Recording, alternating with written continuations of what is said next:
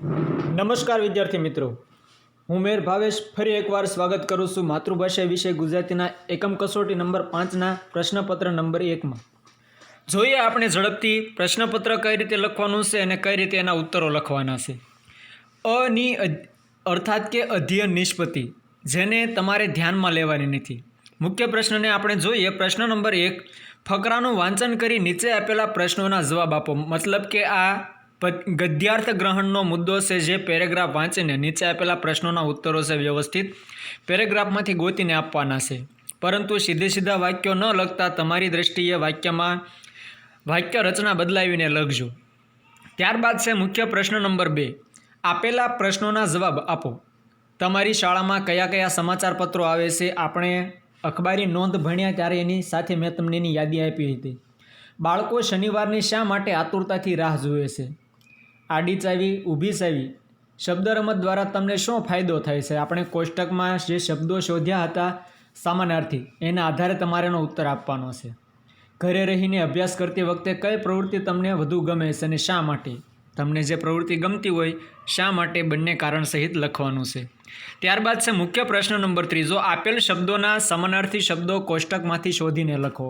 શબ્દો છે ખબર, કેળવણી અને અનોખું। તો કોષ્ટકમાં એના સમાનાર્થી શબ્દો આપેલા છે, તમારે ગોતીને એના ફરતું છે લંબગોળ નિશાન કરવાનું છે। ત્યારબાદ છે મુખ્ય પ્રશ્ન નંબર 3, યોગ્ય વિકલ્પ પસંદ કરી ખાલી જગ્યા પૂરો। અતિશય, બહાદુર અને પ્રથમ આપણને ખાલી જગ્યા આપી છે 2।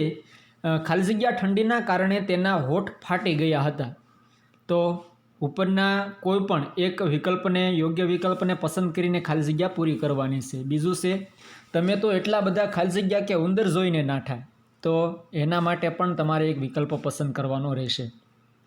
ત્યારબાદ છે પુસ્તક ખરીદીના બિલનો અભ્યાસ કરી નીચે આપેલા પ્રશ્નોના જવાબ આપો। મુખ્ય પ્રશ્ન નંબર 4 છે, તમને અહીંયા એક બિલ આપેલું છે ખરીદી માટેનું, ખરીદી કરેલું।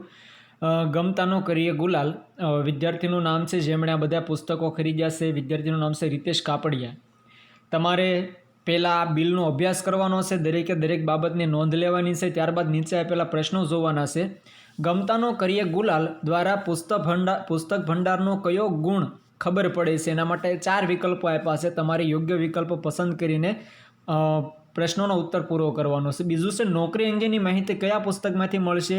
ખરીદેલા પુસ્તકોની યાદીમાંથી તમારે જોવાનું છે।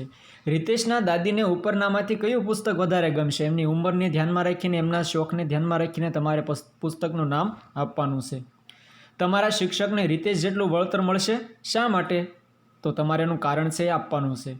બિલના આધારે રીતેશના વ્યક્તિત્વની વિશેષતાઓ લખો। બિલમાં રીતેશે જે પુસ્તકો ખરીદ્યા છે એના આધારે તમારે એના વ્યક્તિત્વનું વર્ણન કરવાનું છે કે રીતેશ કેવો હશે। પ્રશ્ન 5, અ વિભાગ છે, તમારી દ્રષ્ટિએ સારા અક્ષરના ફાયદા કયા કયા છે? હાઈસ્કૂલમાં પાઠ આપણે ભણ્યા ત્યારે ગાંધીજી દ્વારા એમના અભિપ્રાયો આપણે જાણ્યા હતા કે સારા અક્ષરનું શું મહત્વ છે। તો તમે એના વિશે શું જાણો છો અથવા શું માનો છો તે તમારે આમાં લખવાનું છે। પ્રશ્ન 5નો બ વિભાગ છે, પત્રકાર તરીકે તમે ગામના સરપંચ અથવા તમારા વિસ્તારના ચૂંટાયેલા પ્રતિનિધિને કયા કયા પ્રશ્નો પૂછશો? તો તમે એક પત્રકાર છો તો તમારા ગામના સરપંચને અને અલગ અલગ વિસ્તારમાંથી ચૂંટાઈને આવેલા પ્રતિનિધિઓને કયા પ્રશ્નો પૂછશો? એવા 3 પ્રશ્ન છે તમારે આમાં લખવાના છે। વિદ્યાર્થી, પ્રશ્નપત્ર બિલકુલ સરળ છે। એકવાર આખું પ્રશ્નપત્ર વાંચી લેજો અને વ્યવસ્થિત સારા અક્ષરે છેકછાક કર્યા વગર તમારી એકમ કસોટીની બુકમાં વ્યવસ્થિત રીતે પ્રશ્નપત્ર બધા વિદ્યાર્થીઓ લખી નાખજો। દરેક વિદ્યાર્થી મિત્રોને બેસ્ટ ઓફ લક।